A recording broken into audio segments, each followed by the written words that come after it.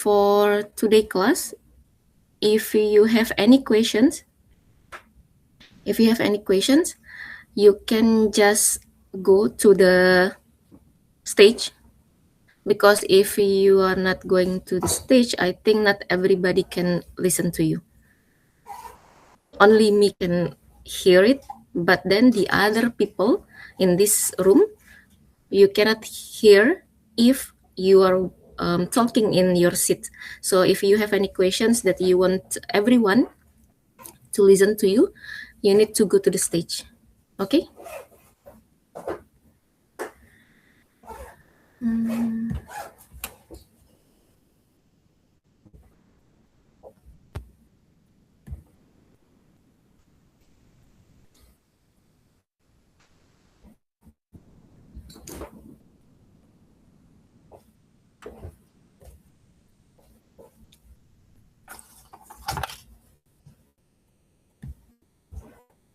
Wait.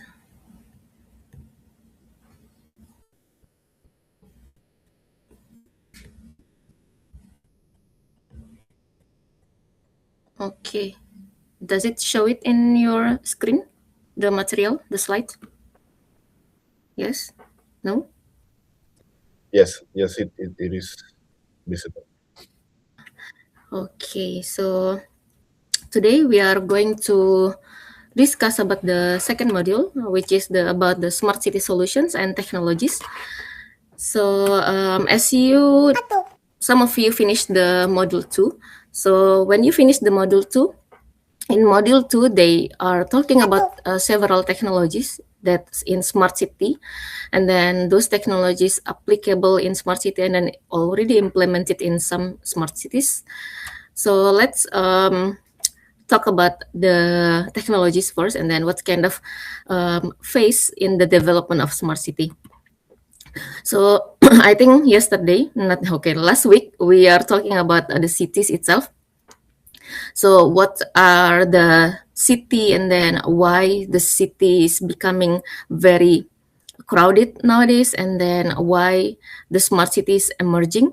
So the smart cities emerge because of we want city as a platform, as you may understand from the last week discussion, that a city right now is becoming a platform for everybody, for everyone.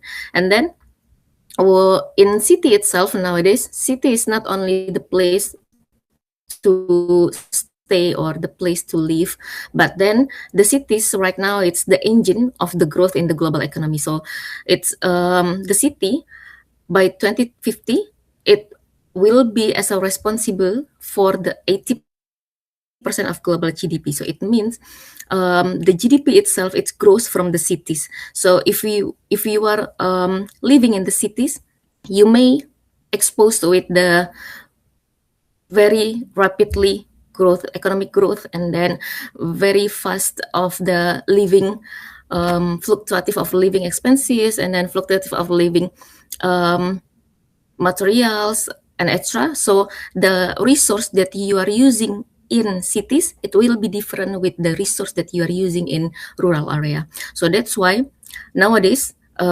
even though city is still crowded, but then the chance to live there, and then people still, they are still going to cities. So that's why cities right now, it's very urbanized, it's very packed with the population. And the smart city, what is the difference between smart city and cities? I think last week we also have discussed about that one. But then here, before we are going to discuss about the how to develop the city change into smart city, so we all are know that city, it's already there, the urban area, it's already there, but how we can transform that urban area into smart city, or how we can transform that cities into smart cities. So here in this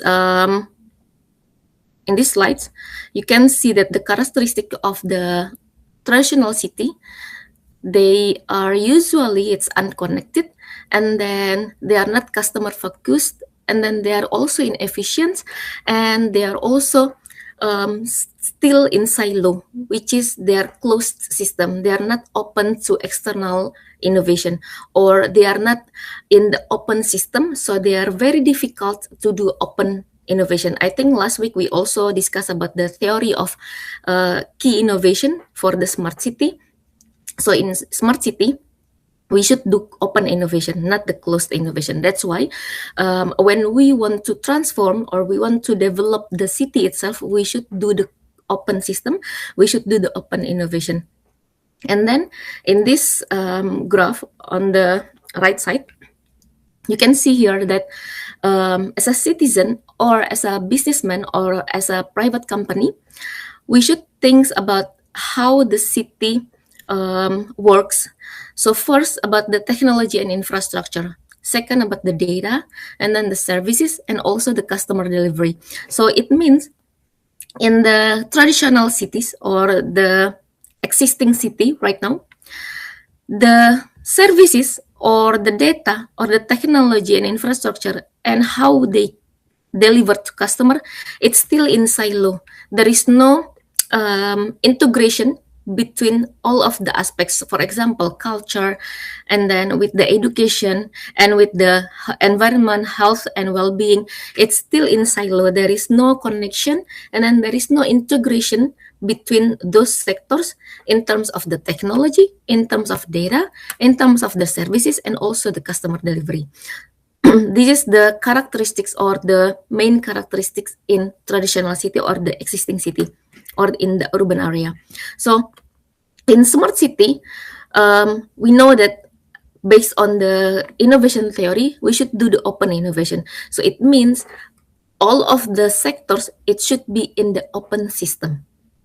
It should be in the open system, and then the the change or the development, it should be driven innovation. It means externally or internally, it should be driven innovation.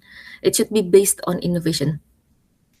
And then the silo that we mentioned before, the silo that we talked before, the silo, it should be integrated. So the city should be unlocked by the individual silos. So everything, it should be connected. But then, as you can see here in the right graph, here, the sectors, the technology and infrastructure, such as health and well-being, housing, environment, energy, even though they are technology and infrastructure, they are still in silo, they are still individual, but then the data and then the services, it could be in the same services or it could be in the same integration system. So there is no separated data anymore. There is no separated services anymore. But even though they have separated, for example, even though they have separated data center, but then it should be able to be integrated together. So then the services that we deliver to citizen or to private company or to the other people in the city itself, it should be integrated. So the layers to be separated is in the data infrastructure, not in the data services. So for example, here, you can see that in the some smart city characteristics, we have one additional row that it's called integrated city-wide governance. So we should do the governance that integrated all of the sectors within the city. So we are not talking about the state itself, or we are not talking about the nation level or national level, but we are seeking in the regional level or even in the cities level, in the small area. So in the cities level, we should think about how we can integrate all of the sectors without really open all of the systems. So for example, the layer here, the layer for the technology and infrastructure, it's still different. It's still individual. But then when we talk about the data, when we go in this layer, data, in the data layer, we should do the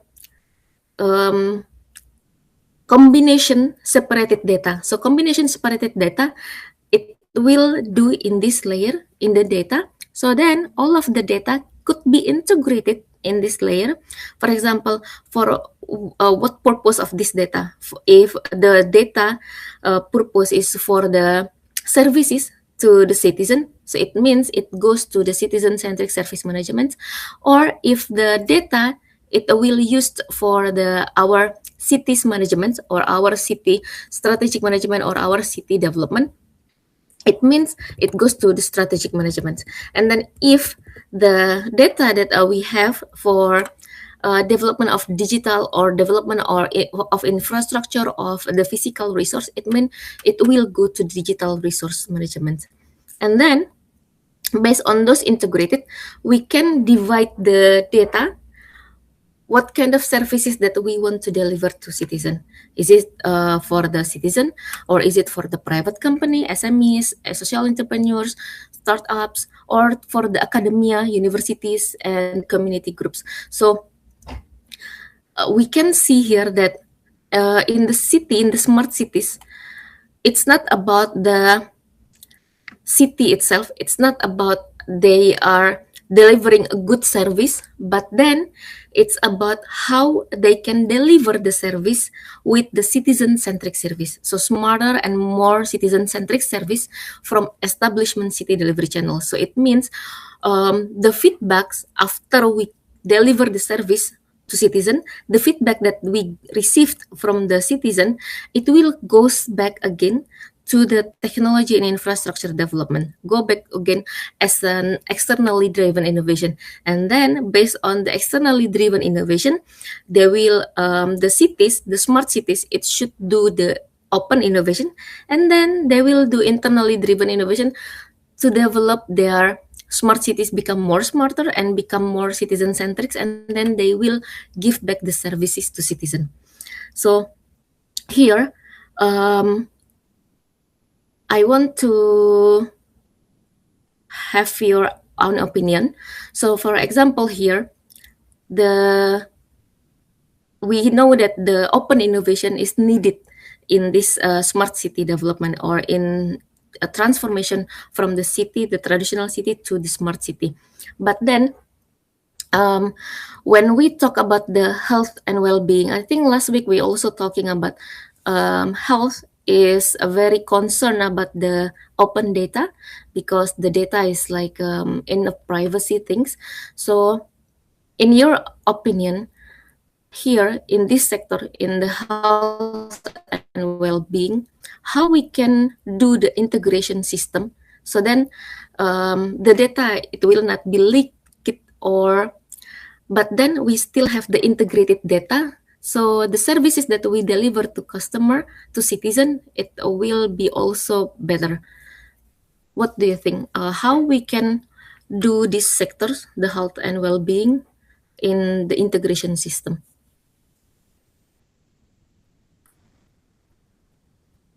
Anybody?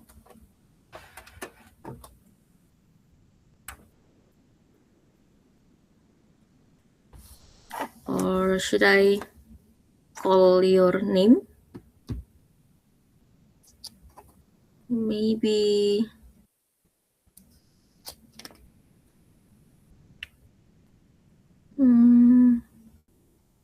let's hear from Minga. Is Minga here?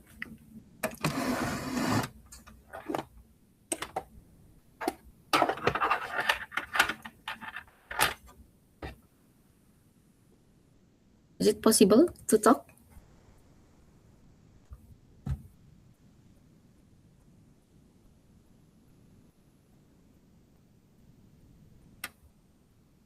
Is Minga here? No?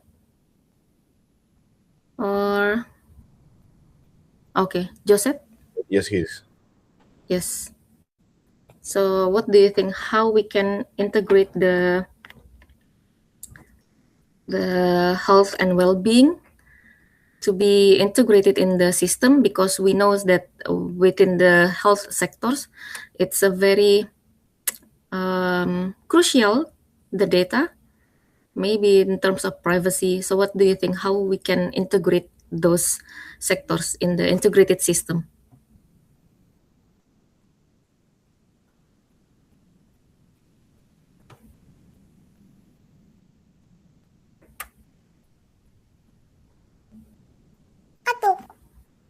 I think it's just the discussion. There is no right and wrong answer. It's just the discussion, or other maybe other Let me can ask also.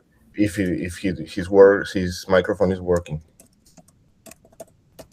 I think he has some troubles. But I think. But I can take the word. Uh-huh.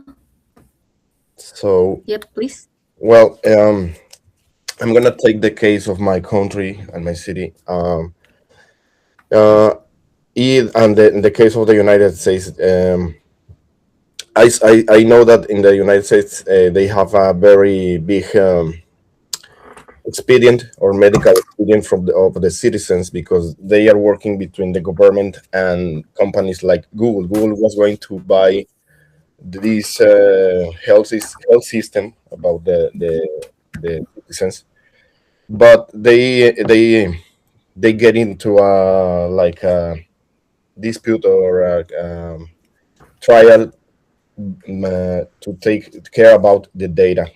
In Mexico, we have the challenge to deliver who is gonna be the main entity to drive this data because a lot of private hospitals has data about from their customers because at the end they are customers. So these private hospitals in Mexico, a lot of them they have their own clinical files about the citizens. But in Mexico, there is no laws about this kind of files. So I think the foundation of the innovative actions for the healthy system is to take and consolidate all the data from these public private sectors and the public sector. I mean the healthy health the public health system. So the foundation, I think, at least in Mexico, it is going to start by making or working about the laws. Okay. So, what do you think? What should be changed in terms of, yeah, in your case in Mexico, what should be changed? So, if we want to still do the open innovation, open integration data, but what should be changed in your Uh, opinion? I think the basic is to change the law because this case the hospital are not open to share the data between them or with the government. It's for after before the technology is the processes and the institutions. Okay, the process and the institution. Got it. So I think I think I saw Vilanculo. Vilanculo also go to the stage. Yep. So, do you have other opinion?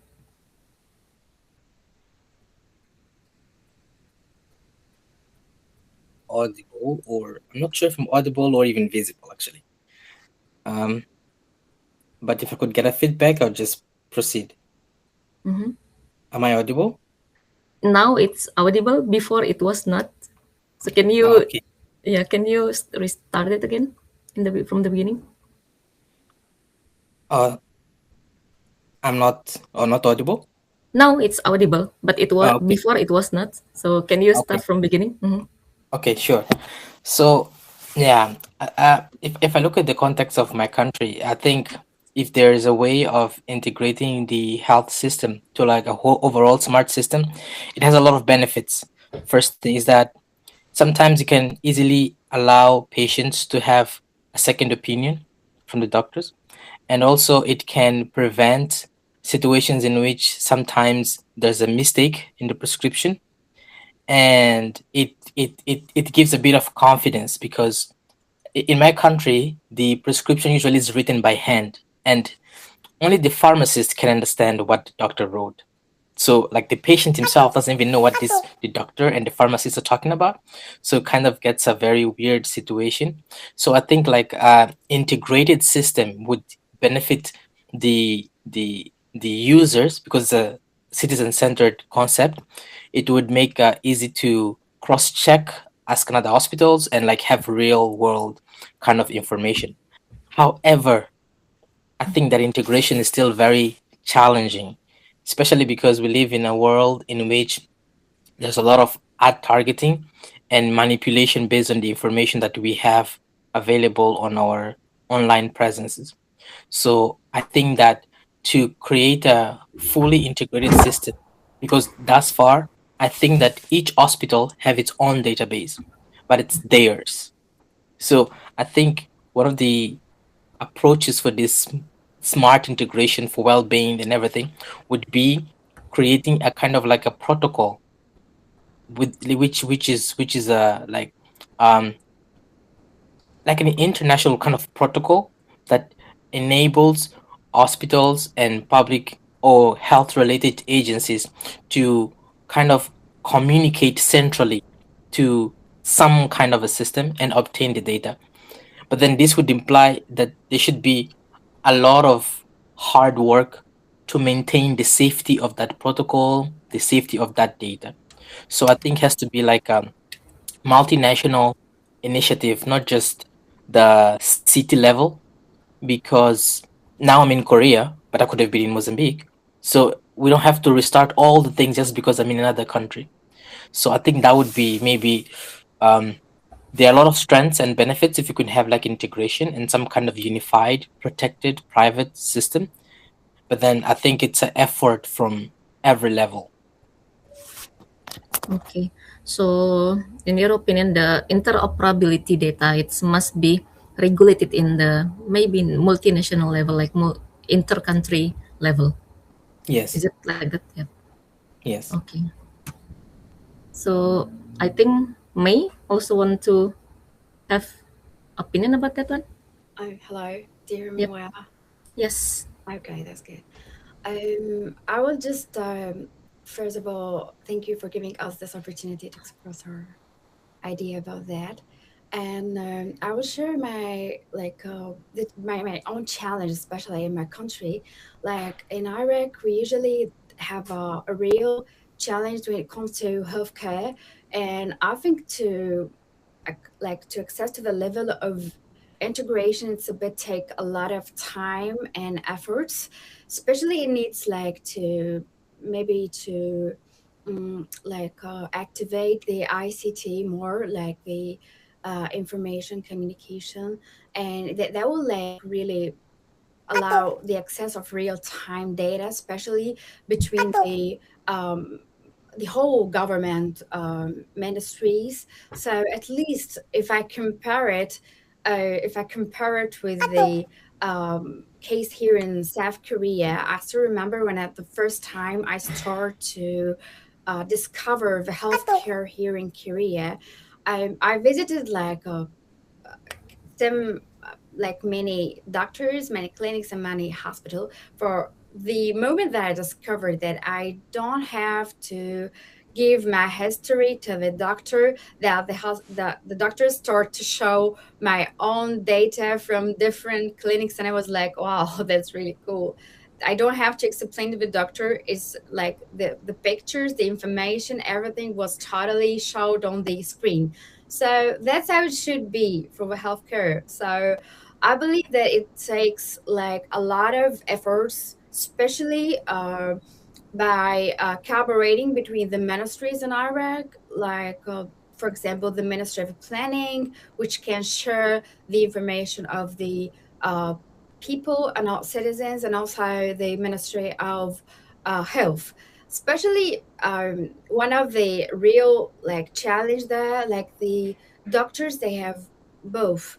Like usually they work in the private sector, their own clinics, and also they join the government hospitals. Most of they focus the most on the private sector. Like they used to pay more attention to their own private clinics, and that's like needs some um, they need just to handle between both, and I believe that the government should do some efforts to handle that. Yeah, thank you very much.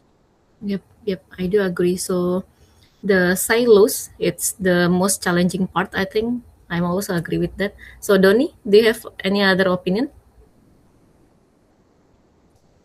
Yeah, I have example in Indonesia when we want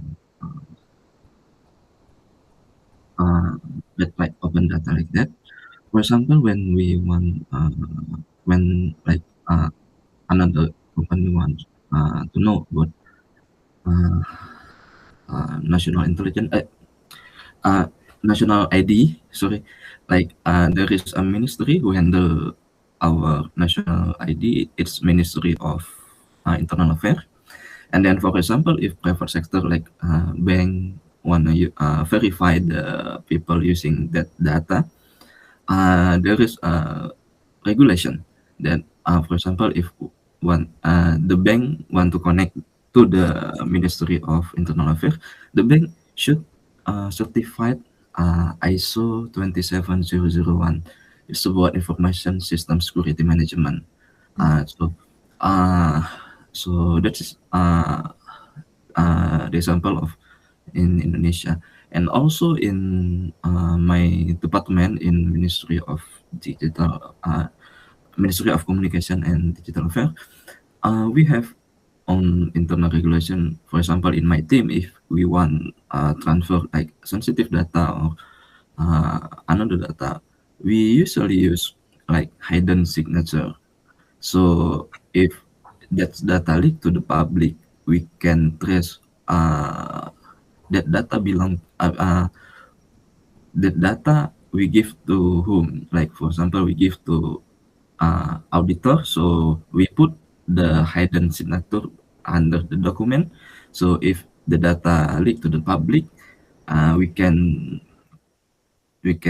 trace the signature, and then, oh, this data not responsible to us anymore, it's responsible to the another party because it's not the security leak from the another side. Okay, I think that's it. Thank you. Okay, so another security layers. So then we know that the privacy of the each patient, maybe if we implement it in the health sector, so if we implement it in the health sector, we should do another layers of the security. Okay. So Joseph, you also have another opinion?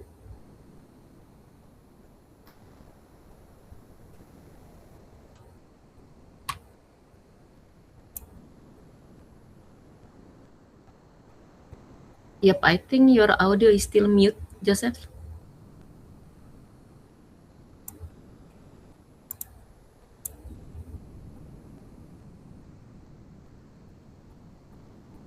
No?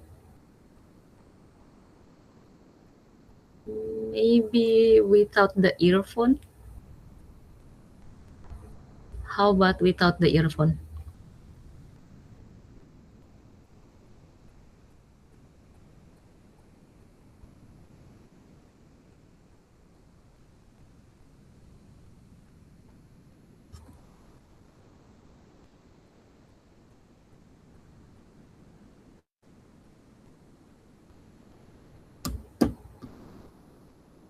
Okay, it's okay, Joseph. Okay, so I think because why am I asking your opinion about the health and well-being, especially in health sector? Because I think 2 years ago there is some issue about the leakage of the patient data, and then um, that issue is becoming very viral because of some of specific patient data related to their disease. It's also leakage. And then the other paper, I also remember that the other paper mentioned about how we can do the integration without really open the data itself to the other ministries or to the other institutions. So in that paper, they were talking about the individual silos is the big challenge, but then I do get some insight from you. For example, the security layers. I think that paper is not talking about the security layers, and then about the interoperability data, because usually the interoperability data, we follow some the international regulation or international international law, for example ISO or something, or the other layers as well. But then the interoperability data is more one of the biggest factor when we want to integrate the health sector or the health data. So thank you for your opinion. I think that one is also enrich our knowledge that when we want to integrate the health sector without really open the data, security layers is more, I think, more needed. So, oops, can you wait? I'm going to share with our next material.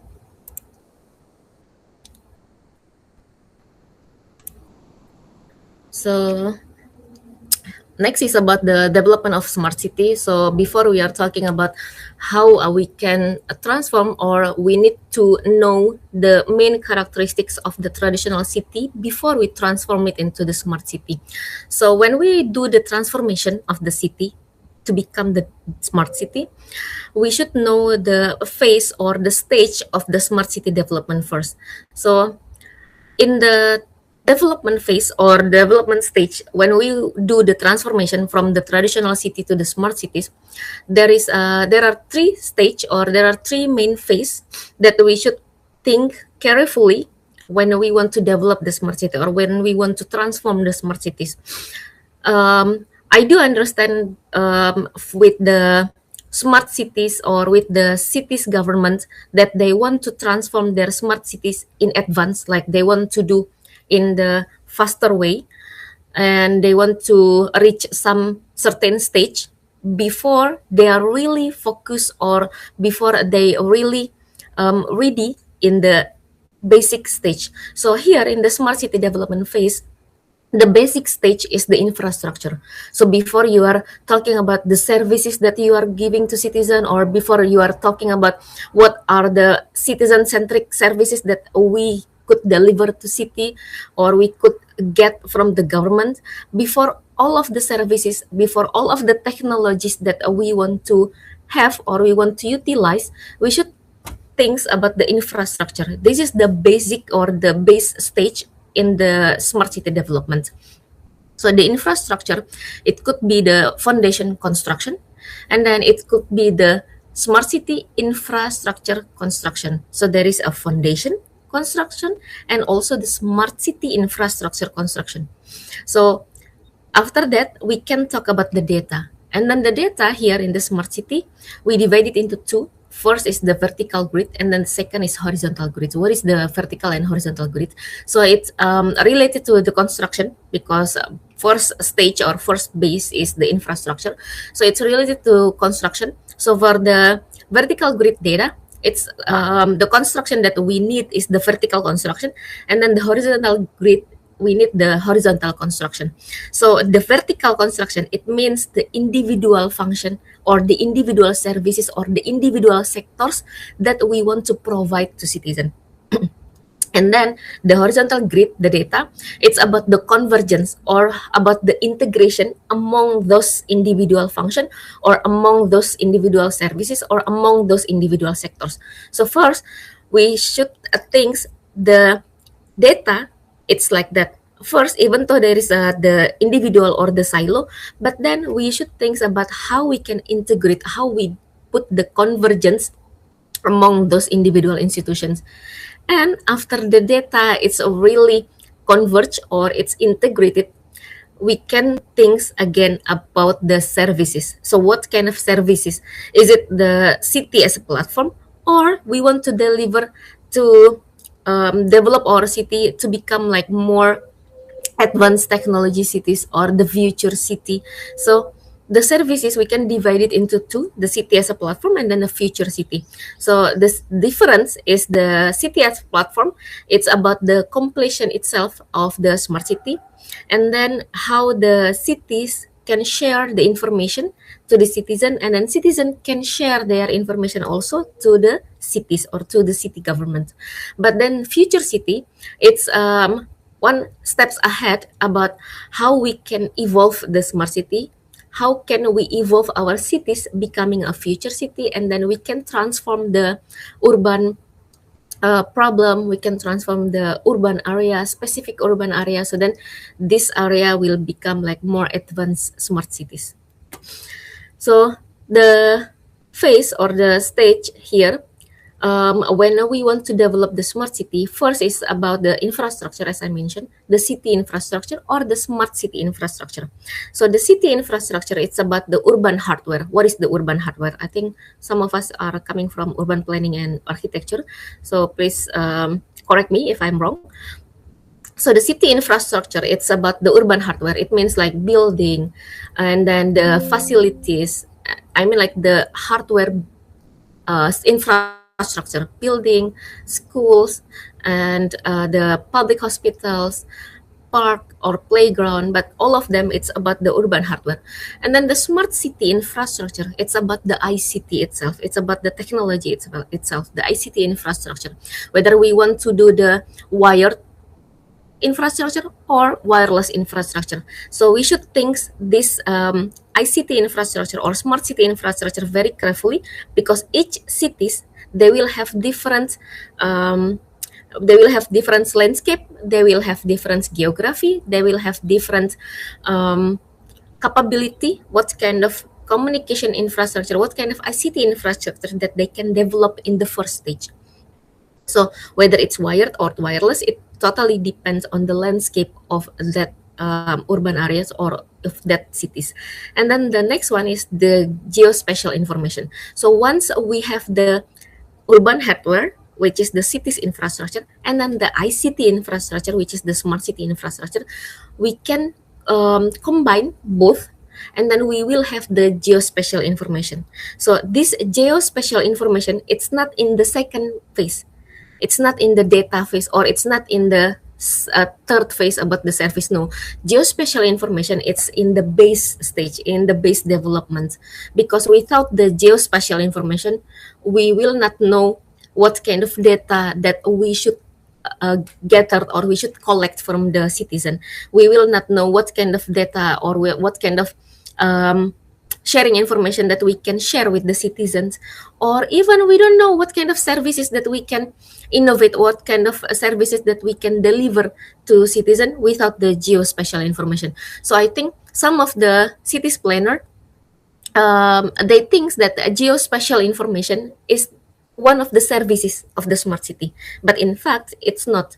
In fact, the geospatial information, it should be in the base development. It should be the foundation of the smart city development. It's the main infrastructure. So once you have the geospatial information, so then you can upgrade your development, or you can upgrade your phase of the smart city development into the data.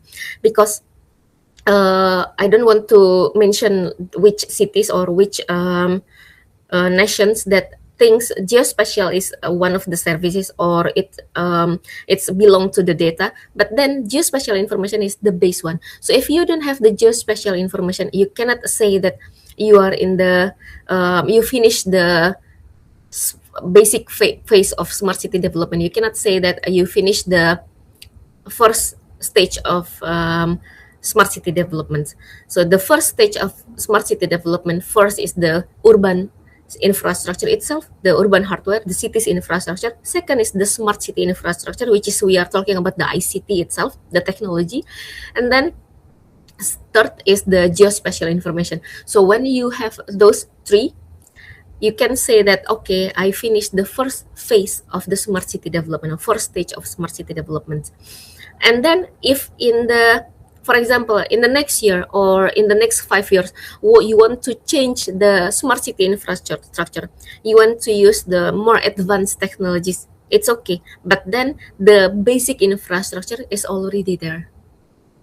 And then after that, you can upgrade your stage into data, and then you are using the various sensors, various IoT, and then you also do the interoperability data sharing within your integration system. Then you are talking about the second phase. And then after you finish with all of the sensors that you are implemented in the cities, then you are talking about the services, what kind of services that you can deliver to citizen. And then the city services, it should be based on the data that you are collected here in the second stage. So based on the data here in the second phase, then you can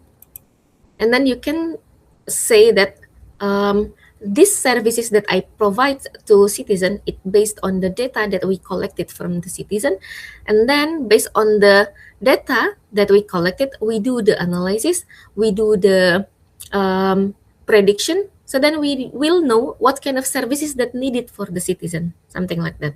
So this is the main smart city development phases. And then could it be possible that we go back again? Like for example, in the services, we before in the first launching of our services, maybe we receive like good feedback, positive feedback, and then after that, after sometimes we receive the negative feedback, or maybe our technology is already old, and then you go back here again to the infrastructure.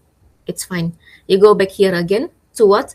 To redevelop your ICT infrastructure. So then you will be able to collect the data again with the new technology, and then it will provide the another service, or you can improve the service itself. So it does not matter that from services you go back to infrastructure, but then you should know that the main infrastructure, the base or the foundation infrastructure here, it should be done first before you go to the upgrade stage. So from until this, do you guys have any other questions about the development? Smart city development? No? So we can talk now about the smart city technology itself. So the effects of the smart city technology. When we talk about here, the development is the one of development is the infrastructure, the ICT infrastructure. And then we can see here the smart city. When we do the ICT technology, what kind of effects that maybe citizen can be facing on, whether it's like in positive way or in negative way. But then, Mama, I'm sorry. And then, but then, in the effect itself, whether it's in the negative effect or in the positive effects.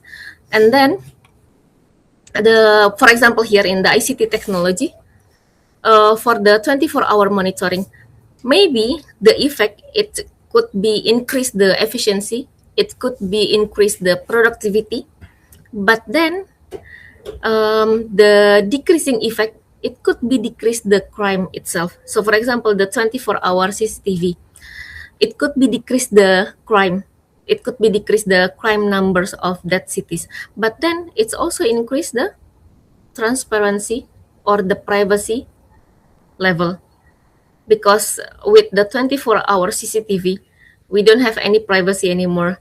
And then we will, I think we will have like 24-hour watch by somebody else, by the person in charge in the 24-hour CCTV monitoring. But then it also have the good effect, which is the decreasing the crime number. And other thing is about the analysis based on real-time field data. So the target, for example, here in the mobility area, in the autonomous vehicles, such as drone and this mobility, when we do the analysis based on real-time field data, when we take or when we collect the data using the drone, it will increase the monitoring and it will increase the management. And also, I think last week we are talking about how Sihang City manage their air pollution monitoring. They are using drone, so it means it could be also decrease the pollution in the city itself. So the ICT technology that we use here, we should know what kind of target or which target that we want to use for the technology. So we cannot say like, oh, I need this technology infrastructure, I need this infrastructure, without really knowing what kind of target that we want to reach on, and then what kind of effect that we want to target it. So when you do the ICT technology infrastructure, you should think about the basic is KPI, the key performance indicators for each technology, which area or what kind of sectors that I want to reach with this technology, and then what kind of effects that I hope it will be able to reach with the technology. What kind of effects that we want to reach? Is it like to increase or decrease some problems, or some specific solution, or some specific some specific problem, or some specific effects that we want to deliver? So for example, we cannot just install the smart lighting. We cannot just install smart lighting without really knowing which target, or then which effects that we want to get from that smart lighting. So for example, if we want to install the smart lighting in the very bright areas, for example, there are commercial areas that already bright with the lighting, and then we install the smart lighting in that area. Is it usable, or it's just useless? I think it's just useless, right? Because it's already bright area, so why we need to install the smart lighting in that area?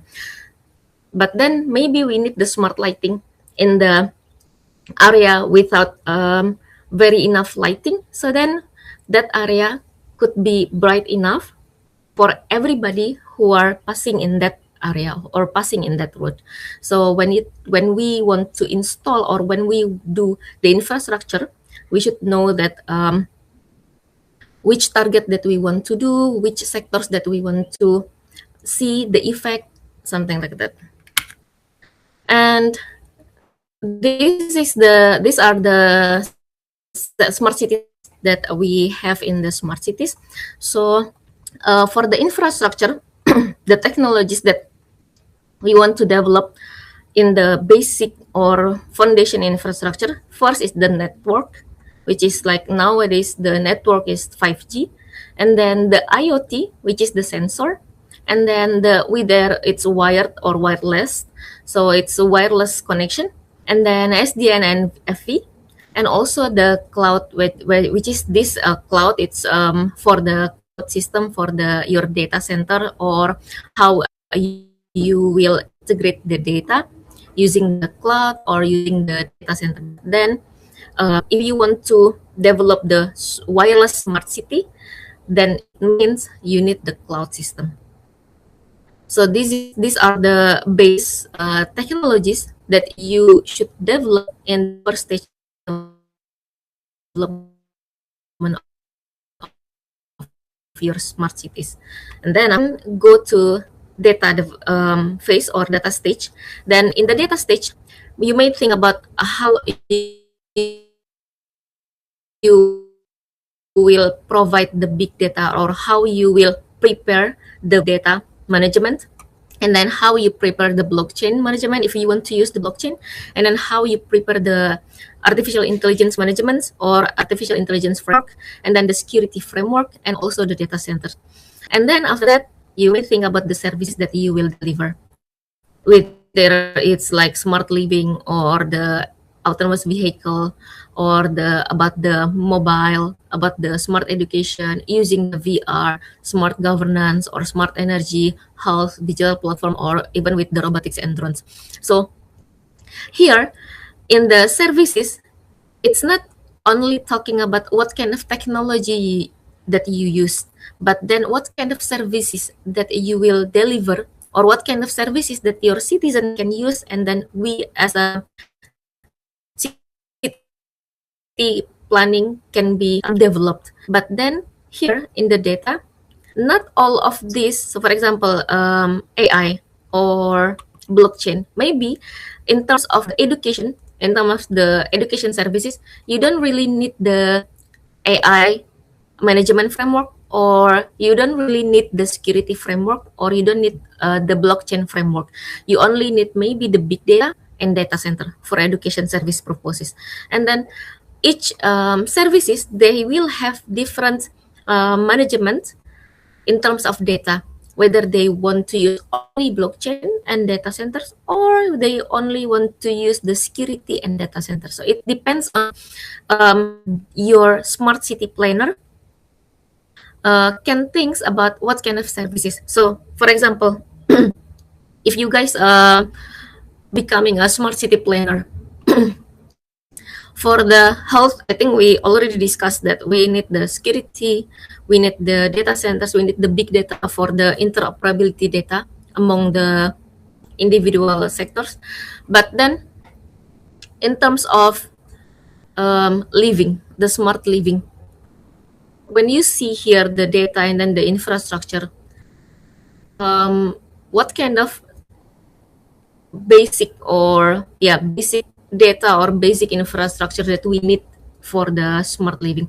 I think smart living, you can name it like now there is the smart vacuum cleaner, and then smart air conditioning, and then smart integrated control in your home that can control everything in your home, whether it's like the electronic or any other thing in your home. So in terms of smart living, if you as a smart city planner, what kind of basic data and basic infrastructure that you may need to install or you may need to develop in the first stage?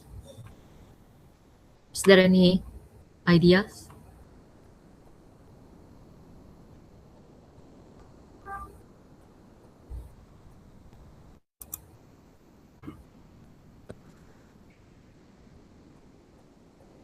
Is there any ideas? Maybe, okay, Joseph Minga, big data first.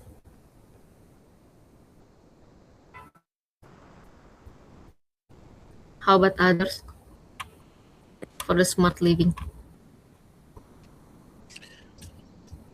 I think the first stage of the infrastructure for sure is the connectivity, internet for sure, and after that, all of the sensors and all of the technology that allows us to get all of this data. But the foundation is connectivity.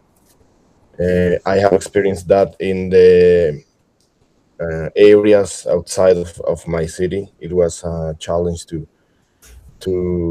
get the schools connected. So the first challenge is to deploy the connection, the internet connection. Okay. So Roberto mentioned about the connection, whether it's like network 5G or wireless LAN. So the connection is should be one of the first stage or foundation smart living. And I think, is it May mentioned about the AI? Is it correct? Yes. So May mentioned about the AI, and Fajri also mentioned about the wireless, which is the network. Yeah, I think the basic foundation with the smart living, it should be about the network. So, for example, if you are already in your office and then you forgot to turn off your air conditioning, or you forgot to turn off your television, your TV, you can just turn it off using your smartphone or using your application. But then if there is no network in your office, or there is no network in between your office and then your home, there is no purpose using the smart living. There's no purpose using the smart application in your phone. Uh, I do agree that the basic infrastructure, it should be the network itself. And when we do the Okay.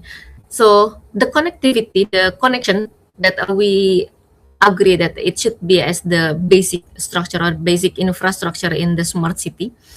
The connectivity nowadays, I don't know whether like all of the countries, all of the cities already install or already implemented the 5G.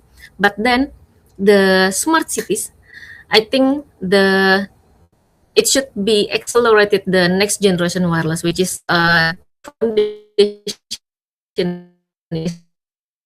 is the 5G technologies. Why? Because of the 5G technologies, it means like the connectivity, has the ultra low power consumption. So it means the nowadays in the smart city development, we should think that 5G network it's basic. So we are not talking about the 4G anymore, but we are talking about the 5G. And the other technology, it's the IoT, Internet of Things. So the IoT here, we use as sensors about to collect the data, to collect the behavior in terms of the citizen. So for example, in the home, and then transport, society, and national. This one, for home, for example, we use the IoT maybe for the entertainment and for the appliance. And for the transportation, we use the IoT maybe for parking, for traffic management, and then for the society as environment or surveillance. And also in national, I think last week we also talking about the defense, smart defense or the military system. So the IoT, it used not only in the specific area or specific sectors, but it used in the very diverse sectors. And here's the example of the IoT. Like you can see here the CCTV and then the sensor for parking and then smart lighting and also the traffic signals. The IoT here, for example, CCTV and then the parking, the IoT for parking sensor, they have different benefits. They have different purpose. For example, we also can use the CCTV for parking lot, right? But then what kind of efficiency that might be different or might be changed if we change from CCTV into the IoT sensor in parking lot? It will be very different. So it not really talking about what kind of IoT, what kind of benefit that we can take, but also we are talking about the resource allocation efficiency. What kind of resource that may be needed to allocate it efficiently in a certain system or certain urban problem. Here, one of examples of what kind of IoT that needed for specific urban problem or specific problem. For example, here the energy usage and then greenhouse. Maybe in the greenhouse, we need the IoT to detect the temperature, to detect the humidity, to detect the CO2 level. And then for waste, maybe we need the IoT to detect of the container and to detect the trash collection. And the other technology that we are maybe think about is the big data. The three characteristics of the big data, it's about the volume, velocity, also the variety. So these three characteristics is the main characteristics of the big data. So we cannot say like, okay, we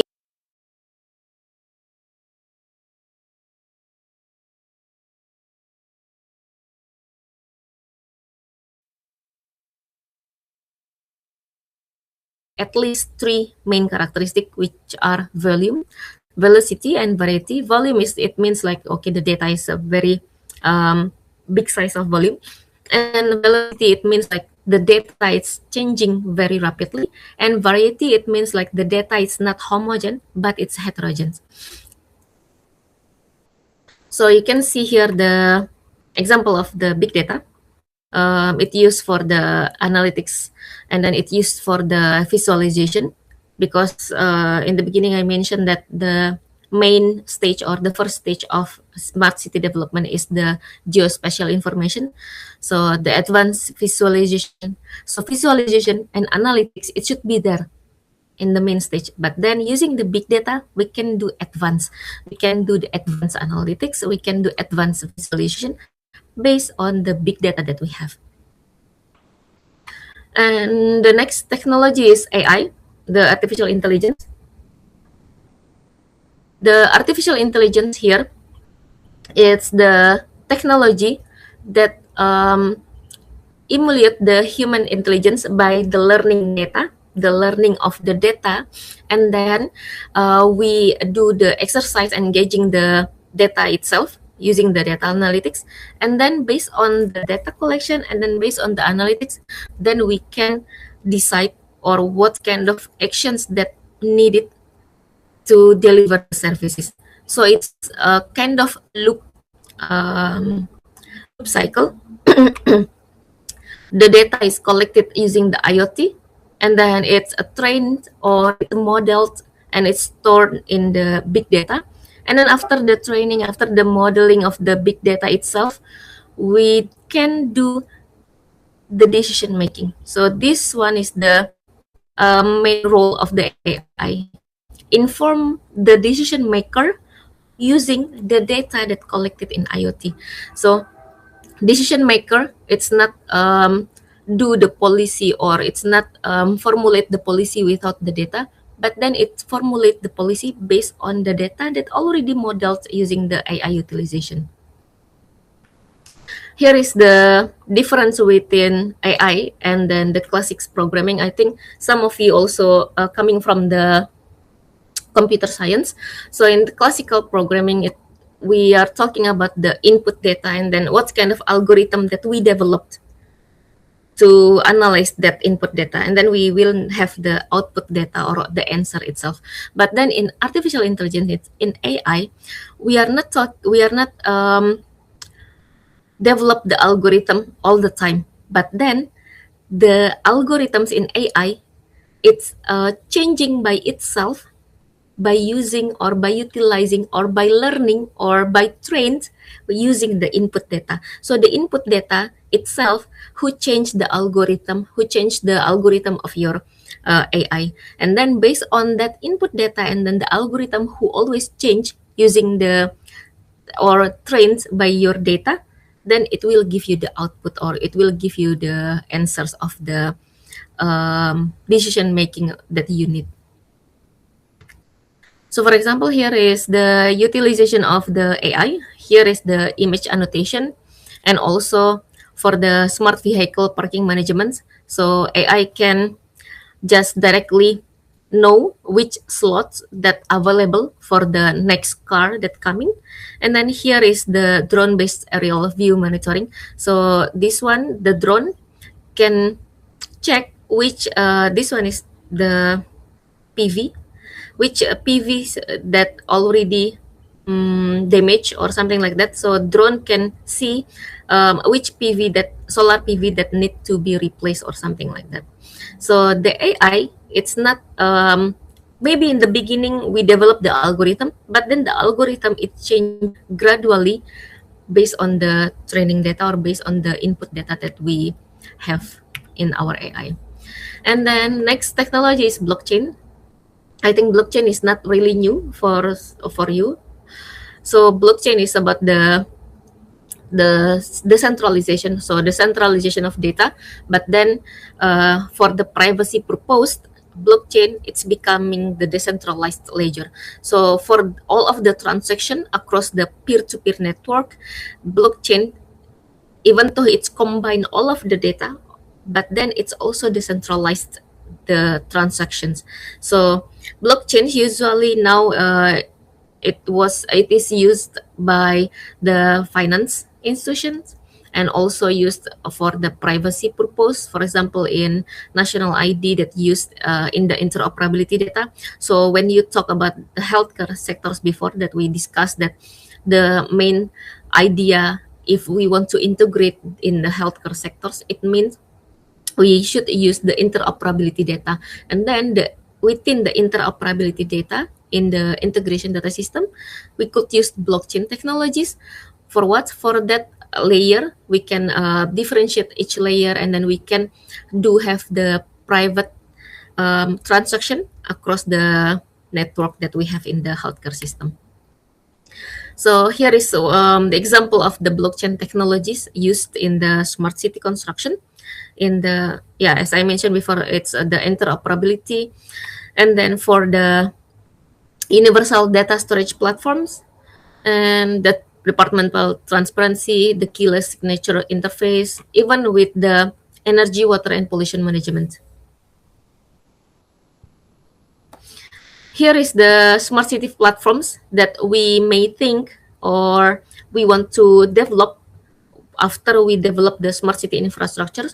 So the smart city platform could be the energy management, could be the transportation, it could be about the emergency management safety, it could be about the utilities, or about the sensors and about the cybersecurity. So the networks itself within the smart city platform, it should be integrated, it should be connected together, but then we should not forget about the security layer, which we can call like cybersecurity, and then the networks or the cloud computing itself. So networks and then the cloud computing, it's also one of the basic infrastructure that we should implement in the beginning if we want to connect all of the platforms that we have in the smart cities.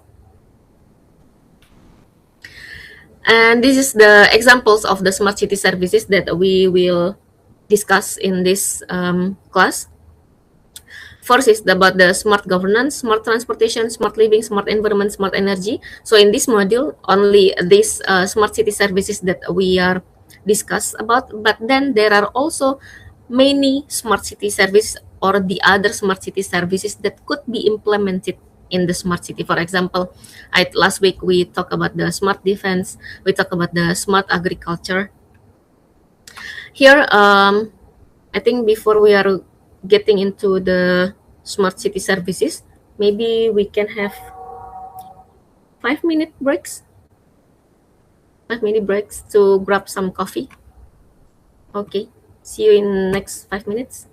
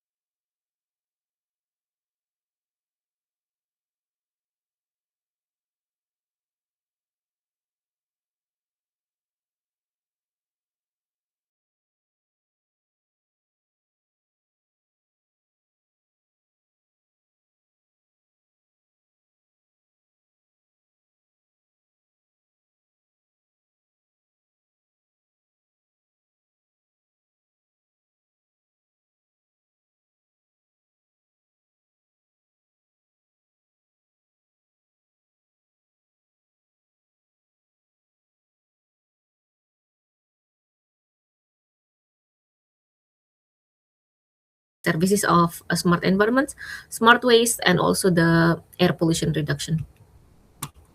The next services is smart living, smart education, smart health, smart home, and smart security. This is the example of the smart living, and also the smart governance of the how we can communicate with our citizen, how we can do the citizen-centric services using the smart governance. And before we are finishing, I would like to introduce one of the example of the Singapore smart city services that applied in the Singapore. So Singapore is one of the small nation. We can call it like island nation because Singapore is only based in one island. But then Singapore, it's also very famous with the terms Singapore Smart Nation. So Singapore, in 2024, based on the IMD data, they are ranked in the 5th smartest city in the world, and then the top smartest city in the Asia. So here, we can see that the Singapore itself, it's their population, their economy, and then their economy is a very strong in the Asian countries. And this is the basic data about the Singapore, their GDP, and then their unemployment rates, their and this one, it's the number of the passengers per day using the public transportation in Singapore. So here you can see that it's always increased. Here it's decreased is because of the COVID-19 here, the 2019 to 2020. But then after the COVID-19, it's also increased again. It means like their citizen, they rely on public transportation a lot. And this is the population and population density. As we know that cities now it's packed with the population, and then the smart cities is emerged because of the population density. It's because of like very urbanized area. So it also happened in Singapore. So here in Singapore itself, they have focusing for their smart city. They are focusing about the demographic analysis. They are focusing about the amenities that they will deliver to the citizen. They are focusing about the mobility, and also they are focusing to economy. So this is the four main smart city targets in Singapore. They are focusing about their demographic, amenities, mobility, and economy. And other than that, Singapore also facing about the CO2 emission. I think not only Singapore, but all of the countries in the world, they are facing about the CO2 emissions. So based on this one, Singapore right now, they are more focusing of their technology. It's becoming more greener, or like green technology, something like that. So now we can see the smart city timeline in Singapore. So this is the smart city timeline in Singapore. Before it's like 2000 here. You can see in this picture in 2000, Singapore area is like that, is like this. And then nowadays, the Singapore area in the same spot, it's like this. So the urban evolution that they have here on the left side, from 1987, and then 1976, 1992, and then 2013, the Marine Bay, this one, the bay, the development, it changed gradually. It's not directly like boof goes to the very advanced building. No, but it's like coming from the main infrastructure first. So the timeline of the smart city in Singapore. So even though Singapore is very famous, or the top 5 smartest cities in the world, but then they still have the master plan. So it still have the top-down approach. And here in the timeline, we can see here the timeline of the Singapore, how they develop their nation to be a smart nation. So especially in 2000, especially in 1990, when they are developed the National Technology Plan in 1995. So they developed the National Technology Plan. So they start with the technology plan, and then they are expand their science and technology strategies and the urban development. And then in 2020, they are coming with the Smart Nation initiative, because it's not only about the city, because you know that Singapore, even though it's a country, but it's small country, it's island country. So their initiative, it's not about the smart city anymore, but also the Smart Nation. So the Smart Nation initiative becoming the famous terms in Singapore. So as you can see here, the master plan of their smart nation from 1958 until nowadays, 2025. So in the Singapore, even though they have that main purpose or main goal, but then there are 3 pillars that they are coming since beginning when they develop the smart nation. First is digital society, digital economy, and digital government. So they are focusing on those 3 pillars. So here, as I mentioned before, in our smart city development, the base infrastructure, it's the urban infrastructure, and also the smart city infrastructure, which is the technology itself. So here in Singapore, they have the National Technology Plan in 1995, and then They also have the National Science and Technology Plan in 2000, and then it's becoming as a research, innovation, and enterprise plan in 2020. So it means when they finish with the technology itself, they can becoming more advanced. They can deploy their technology using the research or innovation, and then using the enterprise here. So it means the basic, it's already done, the technology plan itself. And here you can see the connection between the technology plan and the GDP itself. So here, the Singapore, when they start with the technology plan, their GDP is mostly coming from the labor intensive. And then when they change into the science and technology plan, gradually their GDP it's coming from the capital intensive and also the technology intensive. And when their GDP is coming mostly boosted by the technology intensive, they change their plan to the research, innovation, and enterprise plan.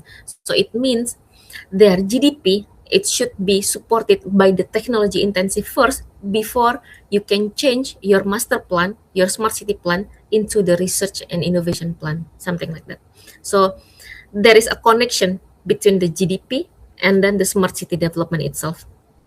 You may think about this one in your maybe in your research area or in your research interest, because there are so many papers that already discuss about the connection between the GDP and then the smart city development or the technology development in that city or in that country.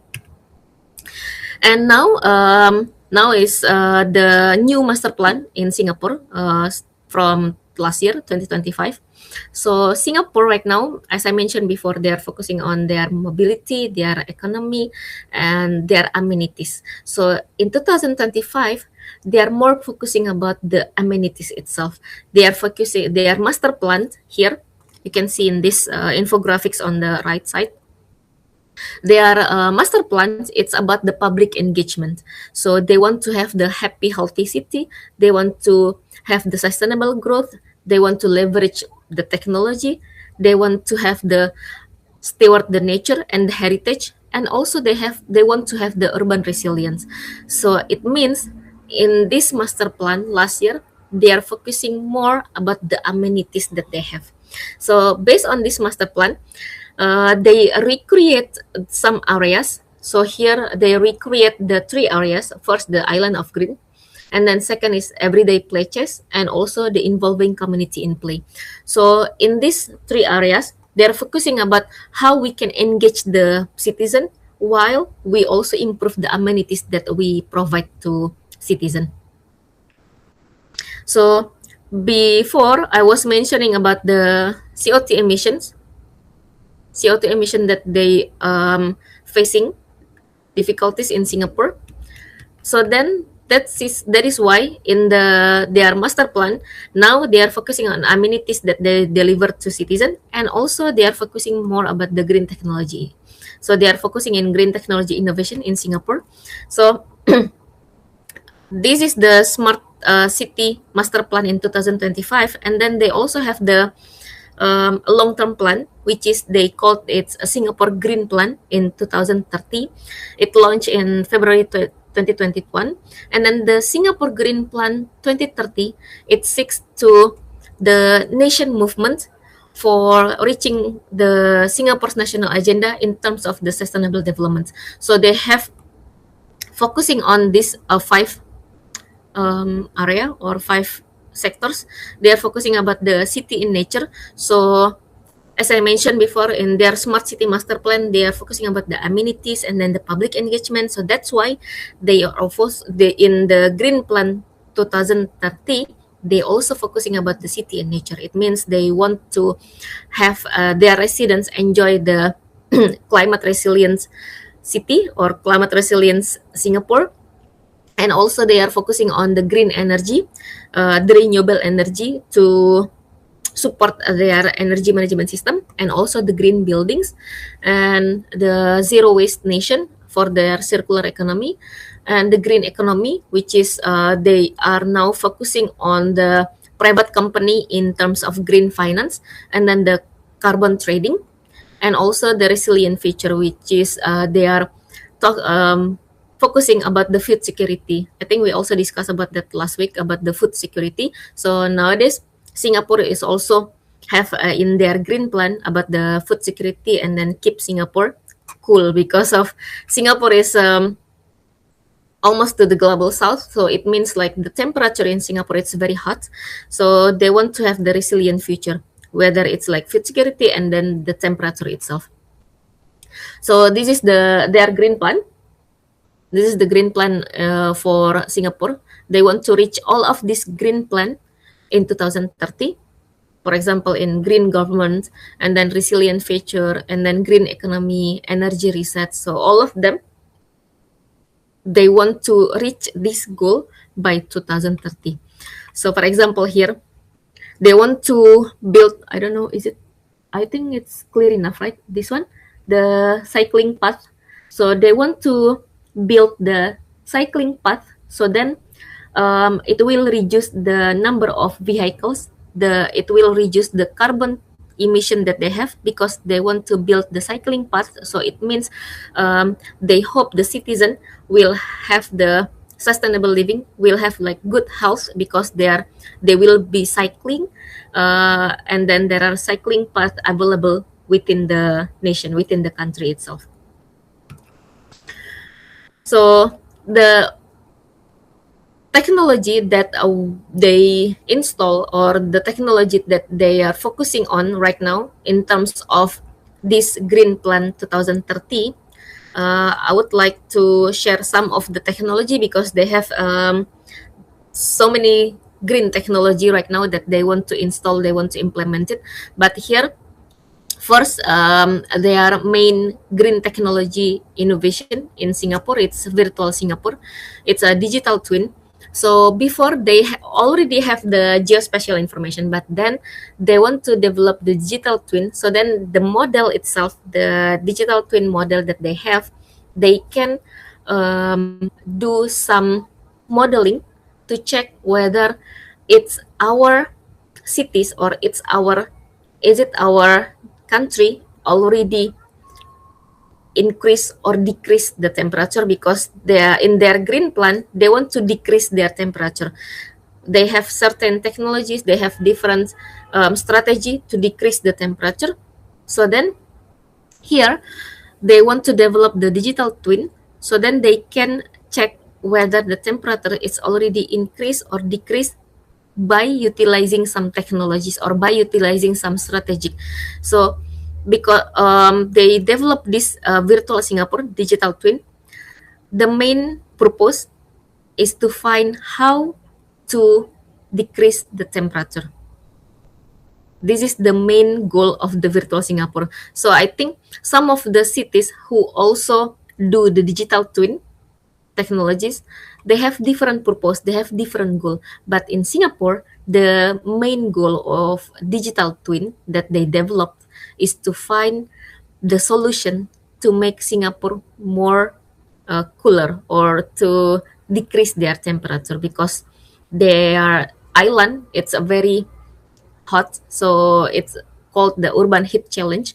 So their island is, the temperature is always increased, so that's why they also built the basement road. They also built the basement road who connect most of the main building within the city, to avoid the temperature outside. So then their main goal of the digital twin is to find the solution how to decrease the temperature, or how to make the temperature is still stable, not to increase anymore. And then the next technology that they use is energy. So they use the smart energy grid, which is the Singapore power system that already transmitted and distributed system. It's not only on the main road or on the main ground, but it's also underground. As I mentioned before, that they have the underground network, underground road, to connect the main building within the cities. So they have the energy system which is also transmitted or distributed on the main road or on the ground, and also in the underground.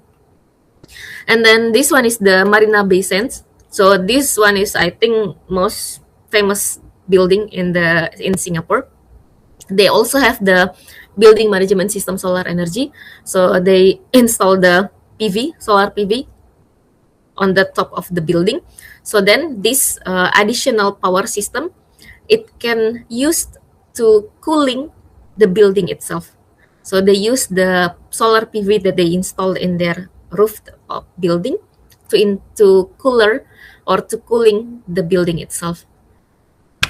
And the next smart city solution that they have, it's about the waste management. So here in Singapore, they have waste. It's based on domestic waste and non-domestic waste. It means like from the industrial area. And then the waste flows that they have, even though it's like from domestic and non-domestic, but then they have certain recycling management system. They already have they already do, like in Seoul in Korea, they already do divided of the waste type. And then in their master plan, they have also master plan zero waste. And based on this zero waste master plan, they have some strategies, what kind of strategies that they do in terms of zero waste. So they extend the landfill, and then they reduce the waste sent to landfill. Even though they extend, but they also reducing the waste. And then they want to achieve in 2030 in their green plan, they want to reduce the domestic waste, and they want to increase the recycling rate by 70%. And here, one of the technology that they have in Singapore about the smart waste management, they have the truck. It's called 800 super recycling truck. So this recycling truck, it uses the robotic lifting to collect the trash itself. So the trash, it's already divided like using the type, whether it's paper, plastic, and extra. So using the robotic lifting, they will collect this trash directly to the truck, and then the truck already divided the type itself, divided the trash type, which is the plastic or which is the paper. It's already divided here. And then for the recycling, it will goes to the other facilities, but then in the truck itself, it's already divided. So even though they collected a lot of the trash bin, but then the trash itself inside this truck, it's already divided, it's already separated. And the other technology that they have is the transportation and mobility. So in Singapore right now, they have this system, it's called faster vision analytics for public transport emergency response.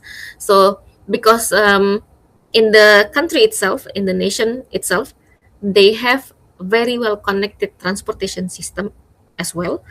And then for example here, if we have public bus that maybe have some engine difficulty or engine failure,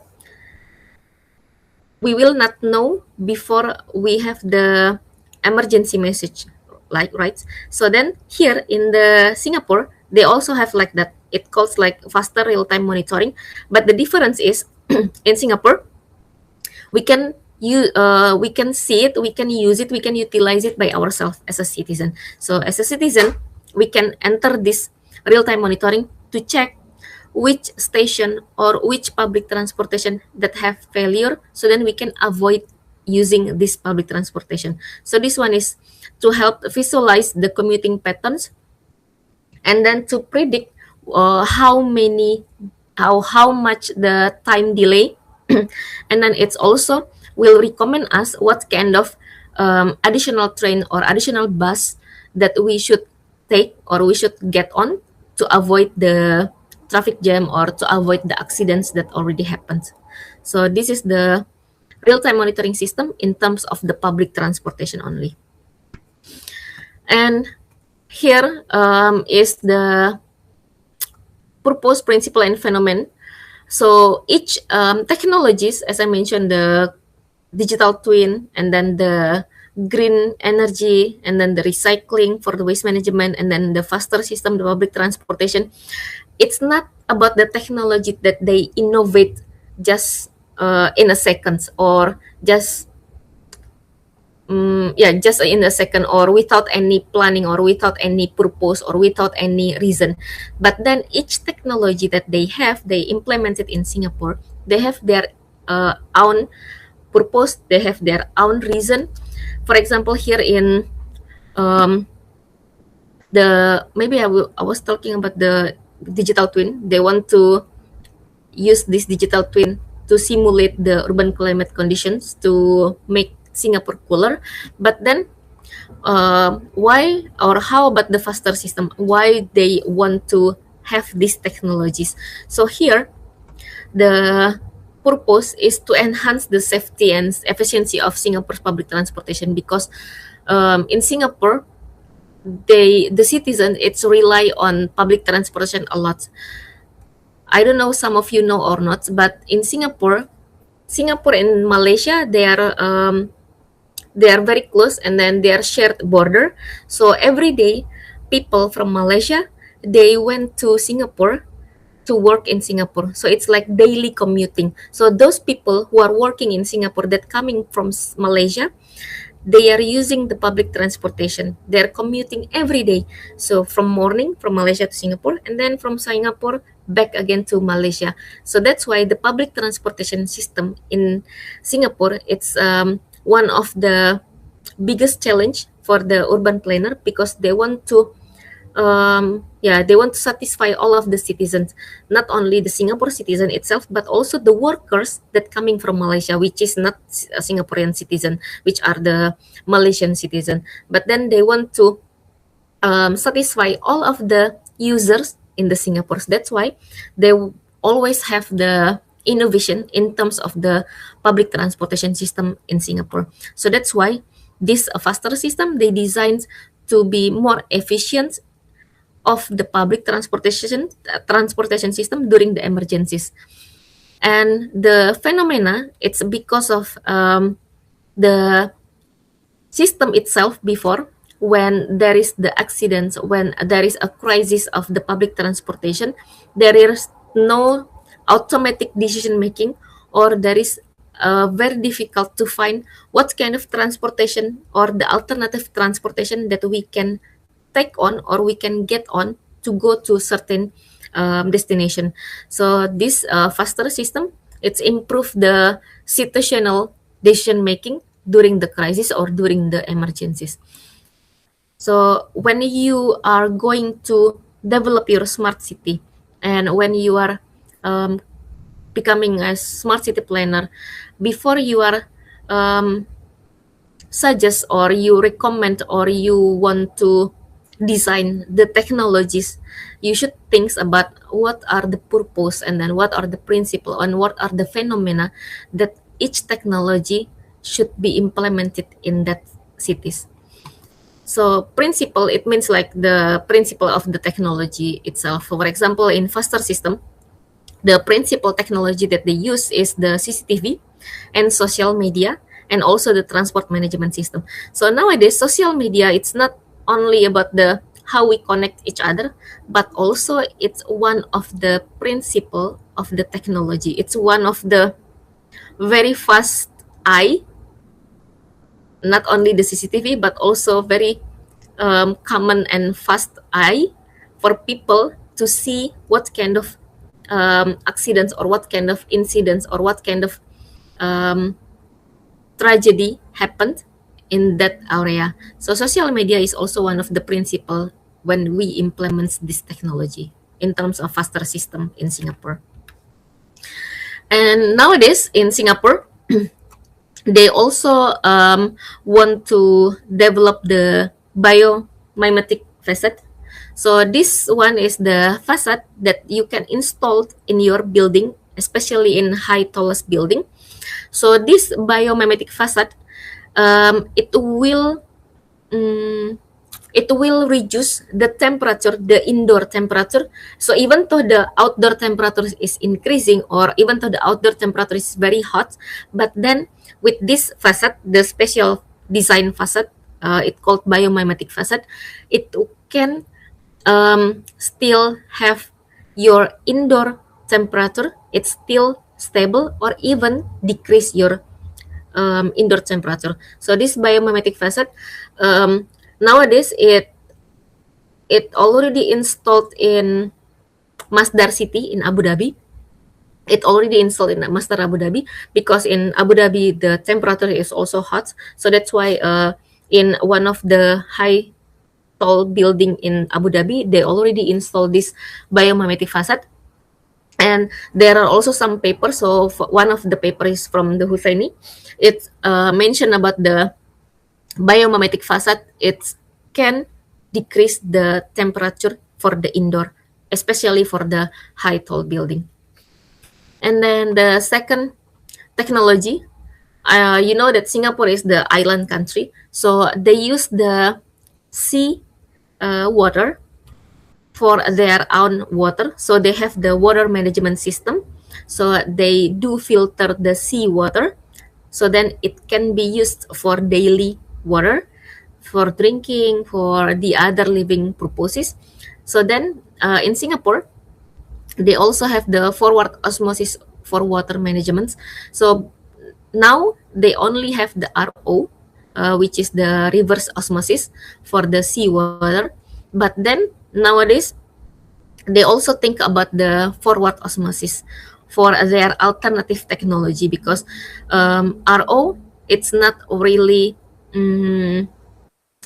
green terms, because now Singapore is coming to approach the green plan in 2030. So that's why they are now it's becoming more sensitive or more focusing about the green technology that they could be used. So one of that is FO, forward osmosis. So the forward osmosis for water management to filter the seawater that they collected from the sea, so then they can use it for the living purposes water. And this is also coming from one of the paper mentioned about the FO, forward osmosis. It's becoming more greener compared to RO in terms of the seawater filtering system. So I think we also running out of time, because we will have the invited lecture starting from 11. So I will finish my lecture today after this forward osmosis, and then next lecture it will be by our invited lecture. It's about the smart transportation in Korea. So before our invited lecture start, maybe we will have another 5-minute breaks, and then we will start the invited lecture at 11 a.m. Thank you.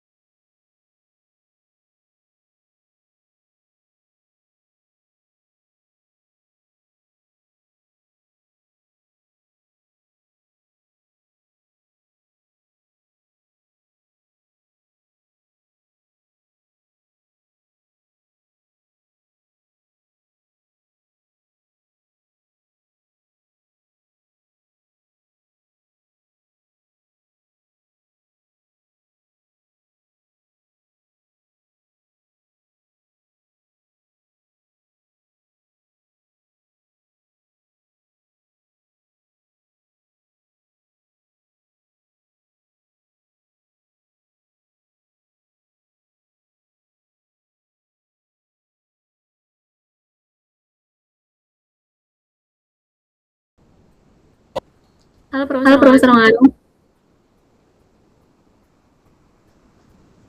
Arum. Hello everyone. Hi Can you Professor. listen? Yes. Okay. Nice to Nice to meet you, Professor. Yes, it's a good lecture about the Singapore smart city. Like, I'm Thank you, Professor. very interested. So So let me introduce Professor. Professor. Is it okay? The sound? Yes. Yes. Okay, It's good. it's good. So I'm I'm going to introduce introduce Professor Professor Hong Hong Arum. Arum. Professor Professor Hong Hong Arum Arum is is one of the professor in professors in Kinghi Kinghi University, University, and and her her research area area is is about about artificial artificial intelligence intelligence framework and framework and artificial artificial intelligence intelligence governance. governance. Professor Hong Professor Arum Hong Arum also also graduated from graduated CMAP, from CMAP, College of College of Engineering Engineering SNU, SNU, and and I think you can can start your start your lecture, lecture, Professor. Professor. Okay. Is it okay? Okay, Okay, please welcome Professor Hong Arum, everyone. Hello, everyone. I'm graduate TMAC course. I entered the TMAC course in 2005 for my master and PhD. And after that, I got a postdoc from University of Southern California in USA. And there is a spend 5 years doing postdoc and visiting scholar over there. And I'm joining Kyungyu University. Currently, I'm the head of AI Technology Management course. I create course because this fourth industrial revolution probably very essential for some technology, and you are in the center of smart convergence course for BK. So I'm glad to meet you guys today. And today I'm talking about what makes city for very truly smart about the smart transportation. Last time Dr. Inda explained about smart city and good case example for the Singapore. There's a lot of agenda smart inside a smart city, smart transportation, smart energy, some environment issue. We should gather or collect all various of data, especially transportation. We have has some key issue for that.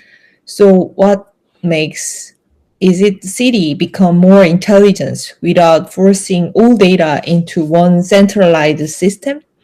Or can smart city truly smart if the citizen does not trust how their collect data is collected, shared, and used?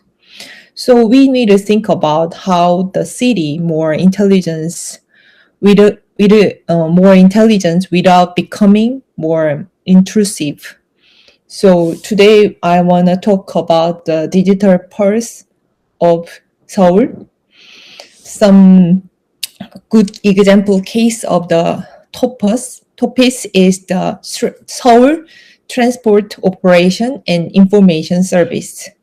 It's very hyper connected. And then I have a one single pop-up question overview attendance here today.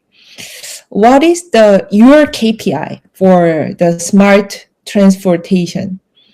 I'm showing one ITS system of Seoul 2025, and then you can watch this video about this, and then think about what is the major KPI for this smart transportation system.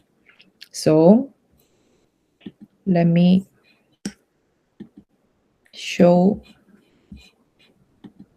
ITS solutions present the standard for faster, Can safer, you and more listen? sustainable future mobility.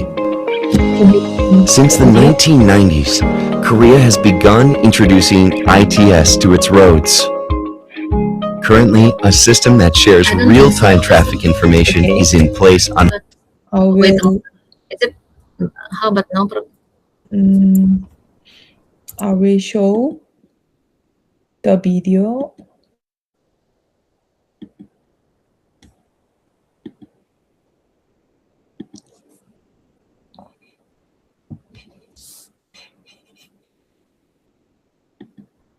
Differentiated ITS solutions present the standard for faster, safer, and more sustainable future mobility. Since the 1990s, Korea has begun introducing ITS to its roads. Currently, a system that shares real-time traffic information is in place on highways across Korea. Korea's ITS solutions continue to evolve through integration with AI, big data, and autonomous driving technologies. We have achieved a reduction of 15,000 tons in annual CO2 emissions, a 24% decrease in bus accident rates, a 46% reduction in traffic accidents, and a 30% improvement in traffic flow. At the heart of ITS Korea is the National Transport Information Center. It collects traffic data, monitors unexpected situations, and provides real-time responses when necessary. The key technologies of ITS following. First, the road indicating real providing about road conditions and the optimal route they should take. We help ensure safe and efficient travel. The bus information system collects real-time location data from buses, which is then processed and transmitted by the National Transport Information Center. This information is made available through mobile devices and at bus stops in real time. The transportation card system integrates payment across various modes of public transit. Data is sent to a designated integrated transportation card provider, which then distributes individual transit operators. Currently, South Korea operates a one-card all-pass service, which allows seamless payment integration across all